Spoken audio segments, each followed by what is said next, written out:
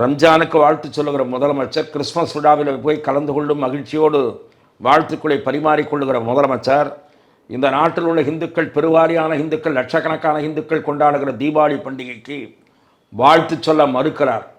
அதே போல பிள்ளையார் சதுர்த்தி என்பது பல லட்சக்கணக்கான மக்கள் வீடுகளில் கொண்டாடப்படுகிறது. அந்த பண்டிகையை முதலமைச்சர் ஏற்கிறாரா இல்லையா என்றால் ஏற்கவில்லை. அந்த கட்சியைச் சேர்ந்தவர்கள் கேலி பேசுகிறார்கள், பிள்ளையார் சதுர்த்தியை கேலி பேசுகிறார்கள். தீகா போல திமுகவை சேர்ந்த சில பேச்சாளர்களும் மட்ட ரகமாக நாத்திகவாதம் பேசிக் கொண்டிருக்கிறார்கள். அத்தகையவர்களை கட்டுப்படுத்துகிற சக்தி திமுக தலைவருக்கு இல்லை. ஆகவே திமுகவே ஒரு பாதி தீகா மாதிரி தான் இருக்கிறது. ஆகவே இந்துக்கள், குறிப்பாக ஆன்மீகத்திலே நம்பிக்கை இருப்பவர்கள், தேர்தல் சமயத்தில் ஓட்டு கேட்டு வருகிற திமுக வேட்பாளர்களிடம் கடவுள் நம்பிக்கை இருக்கிறது, விநாயகர் சதுர்த்திக்கு எங்கள் தலைவர் வாழ்த்து சொல்லுவார், தீபாவளிக்கு வாழ்த்து சொல்லுவார் என்ற உத்தரவாதத்தை கேட்டு பெற வேண்டும்.